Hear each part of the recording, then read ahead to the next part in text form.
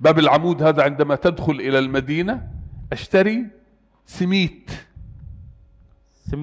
سميت تركيا. أيوة، أذكى من سميت تركيا. سميت تركيا لا شيء أحسن، لا يعني مثله زي مثله. لا، سميت تركيا هكذا مدور. سميت بيت المقدس مطاول هكذا مثل المستطيل. فأشتري هذا السميت. يا الله،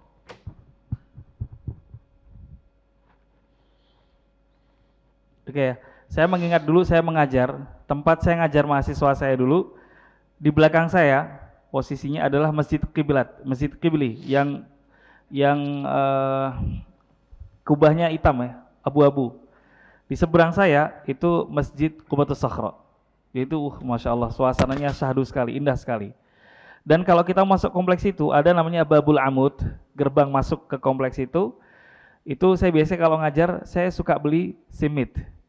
Simit itu roti ya, roti yang bulat. Kalau di Turki ada roti bulat ya, kayak donat tapi gede dibagi-bagi. Nah kalau bedanya di Palestina itu rotinya memanjang, itu rotinya enak sekali. Beliau punya kenangan tersendiri ketika tahun 90-an pada saat itu mengajar di kompleks itu, makanan roti itu, dan memang terkenal ya. Orang-orang Gaza pun pernah bilang di angkatan yang lalu, nenek saya dulu kalau dari Masjidil Aqsa pulang pasti bawa simit dari Al-Quds. Karena kalau dibilang orang dari Masjidil Aqsa pulang nggak bawa oleh-oleh itu kayak nggak berkesan. Jadi dulu orang-orang kalau ziarah ke Masjidil Aqsa pulang pasti bawa oleh-oleh simit. Ya seperti roti bulat lah ya, atau kayak donat tapi besar.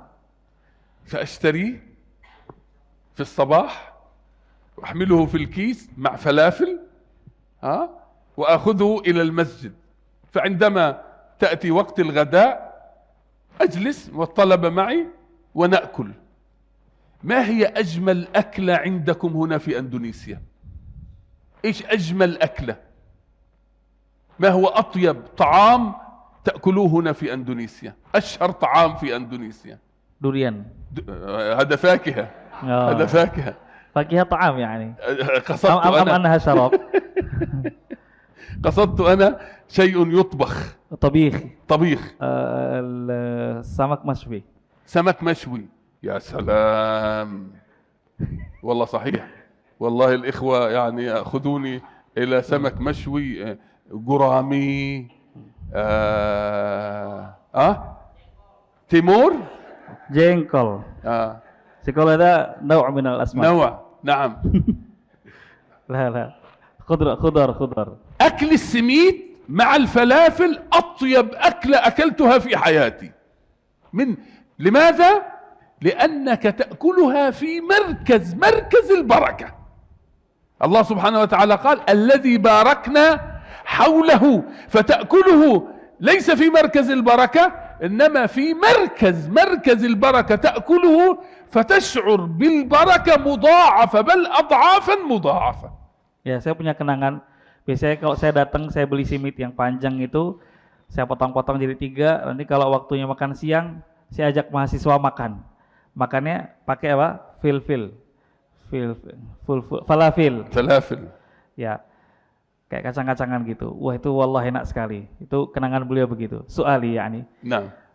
Lau annana dhahabna mu'tamiran مثلا في أرض البركة في أرض الحرم ونشتري يعني خبزا زي يعني سميت. هل أيضا نشعر نذوق مثل ذاك الذوق؟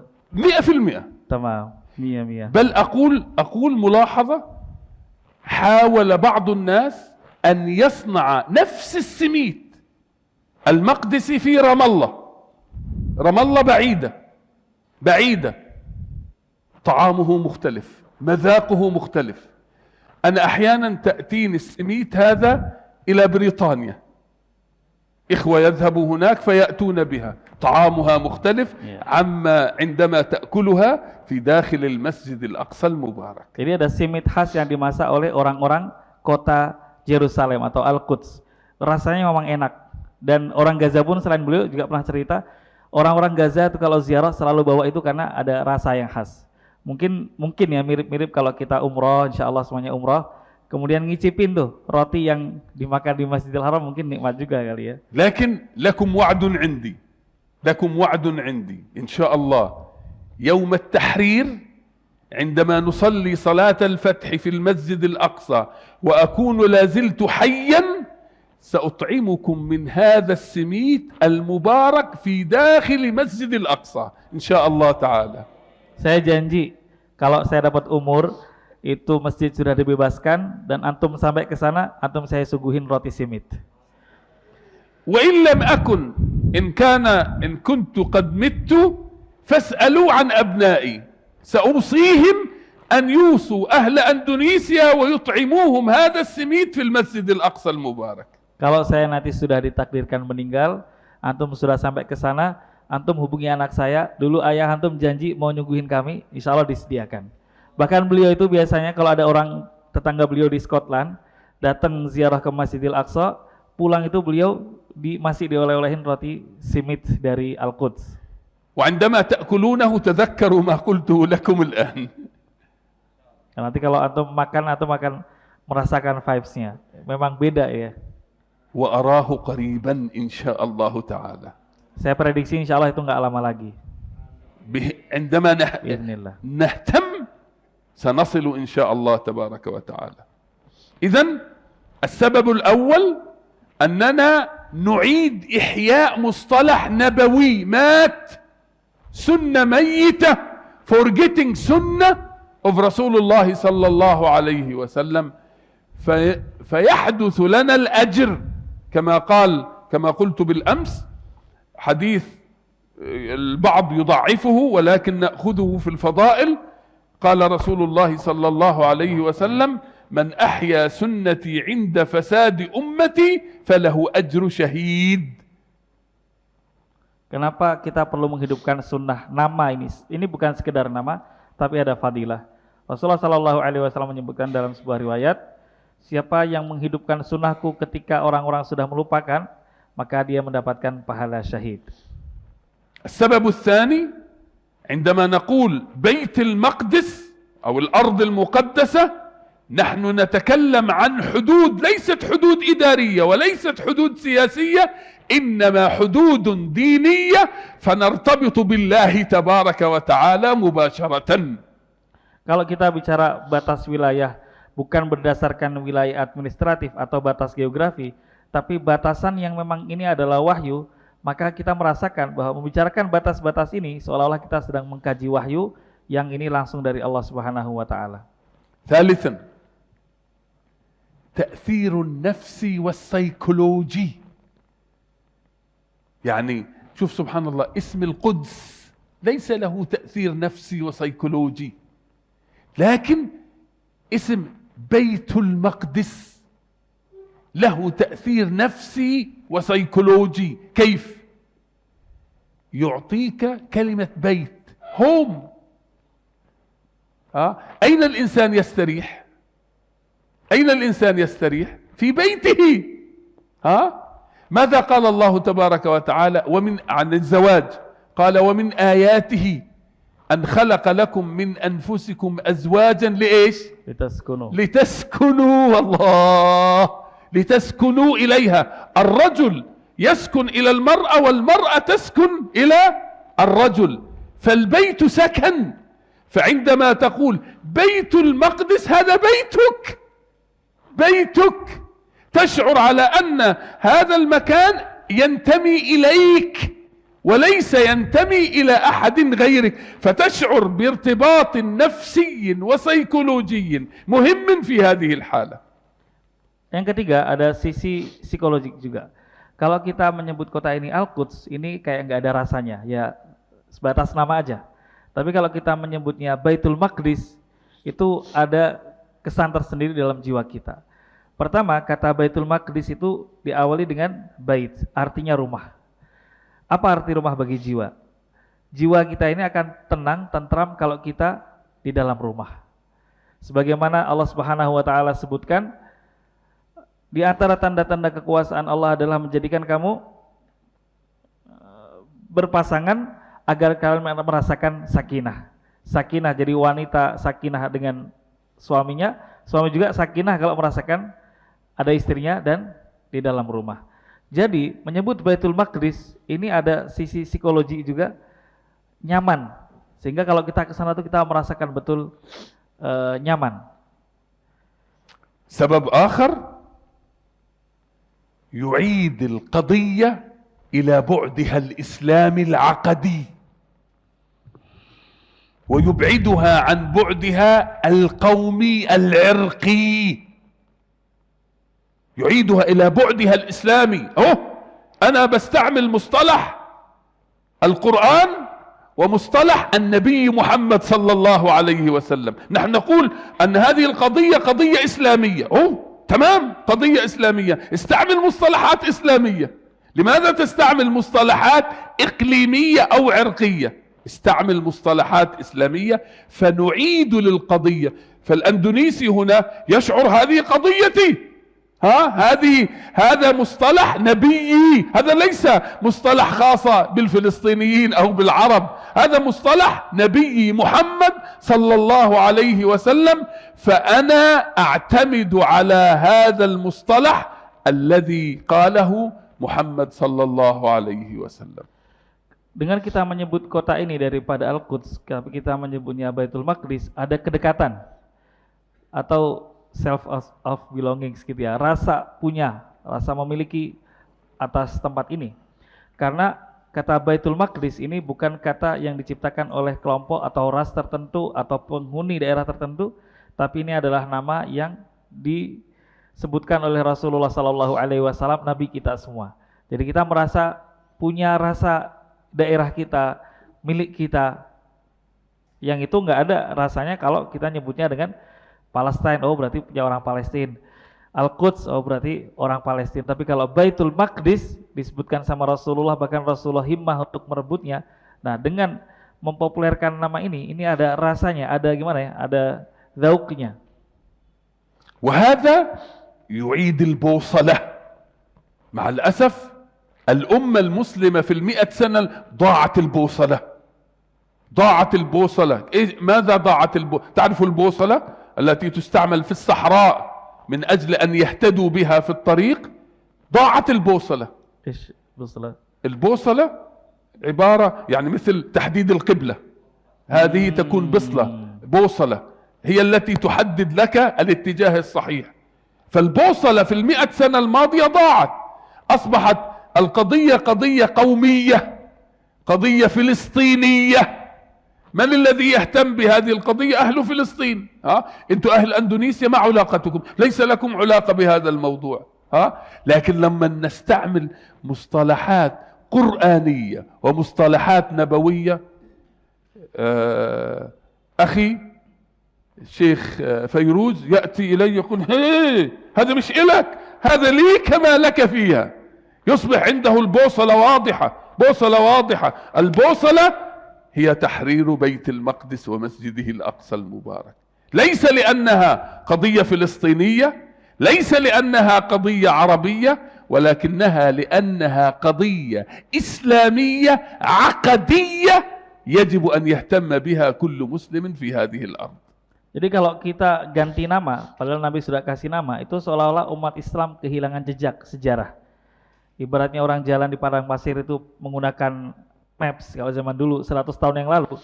Di kekuasaan Imperium Islam sebelumnya namanya Baitul Maqdis, oleh kerajaan Inggris diganti namanya karena waktu itu Inggris berusaha memecah kekuatan Islam, Imperium Utsmani runtuh, kemudian dibikin nasionalisme atau negara-negara kecil yang satu dengan yang lain ngurus dirinya masing-masing dengan penguasa masing-masing. Maka kalau kita menyebutnya Palestina itu nggak ada rasanya karena itu sebuah kayak negara tersendiri. Tapi kalau itu Baitul Maqdis seperti Mekah, ya, kita biasa ke sana, kita bebas, ada ongkos, kita bisa berangkat, kita bisa merasakan tinggal di sana, sholat di masjidnya, minum airnya. Nah, seperti itulah. Jadi kalau kita sebut Baitul Maqdis, kita seperti mengambil kembali jejak napak tilas kenabian sallallahu alaihi wasallam. عندما بدأنا نستعمل كلمة بيت المقدس كثير من المسلمين كانوا يضحكوا علينا مع الأسف.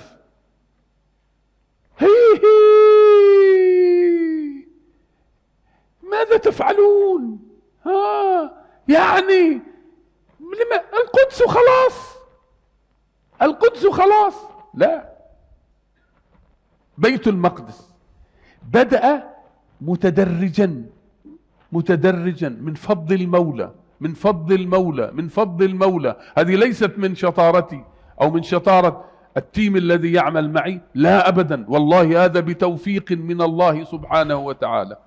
الآن في تركيا يستعملون بيت المقدس، تسمع يتكلم العلماء بيت المقدس، في الجامعات بيت المقدس، في المدارس بيت المقدس، بعد عمل في تركيا 10 سنوات. في 10 سنوات طفت تركيا عبارة عن 84 ولاية، 84 ولاية، زرت منها 40 ولاية في 10 سنوات. 40 من أصل من 80، النصف خلال 10 سنوات. لكن كان أيضا وصلنا إلى 80 ولاية عن طريق الأونلاين. فنتج عن هذا أن وزارة الشباب والرياضة تنشئ أكاديمية بيت المقدس. تخيل الدولة، وزارة الشباب والرياضة في تركيا تنشئ أكاديمية بيت المقدس. بس هذا إيه؟ بده صبر. نفس الأمر في ماليزيا. الآن في إحدى الجامعات هنالك معهد التميز لدراسات بيت المقدس. في أندونيسيا هنا بدأت أسمع كثير من العلماء والخطباء يقولون بيت المقدس. إذن بالصبر والمصابرة نصل إلى النتيجة. فهذه مهمتكم الآن، أن تنشروا هذا المصطلح إحياء لسنة رسول الله صلى الله عليه وسلم. Saya mau bercerita para ikhwah semuanya, mempopulerkan istilah Baitul Maqdis itu juga nggak gampang, karena ini nama asing. 20 tahun yang lalu ketika saya concern ke Baitul Maqdis dan hal-hal terkait dengan Baitul Maqdis, orang tuh menertawakan saya. Hatta orang Palestina sendiri, mereka tuh asing dengan kata Baitul Maqdis, karena saking jauhnya dari karena begitu dahsyatnya Imperium Barat itu menghapus jejak sejarah umat Islam, sampai orang Palestina sendiri asing dengan nama Baitul Maqdis. Akhirnya beliau bentuk tim, bifadlillah, kemudian beliau berpindah tinggal di Turki selama 10 tahun. Di Turki itu ada 80 kota dan beliau keliling ke 40 kota fisik, sisanya beliau berkeliling secara online. Jadi 10 tahun saya sosialisasikan dari satu daerah ke daerah berikutnya, kajian-kajian tentang Baitul Maqdis. Orang baru ngeh, kemudian sekarang kesadaran itu mulai tampak buahnya. Di Turki, khususan di Turki itu Kemenpora, Kementerian Pemuda dan Olahraga itu sekarang punya akademi, namanya Akademi Baitul Maqdis. Dan sudah mulai dipelajari di kampus-kampus. Ada namanya di Malaysia itu ada Markazut Tamayuz, yaitu pusat studi Baitul Maqdis di Malaysia. Di Indonesia juga sudah mulai, saya sering dengar para tokoh membicarakan nama Baitul Maqdis, hal yang 20 tahun yang lalu itu dianggap tabu. Ngomongin apa sih? Nah, kayak gitu.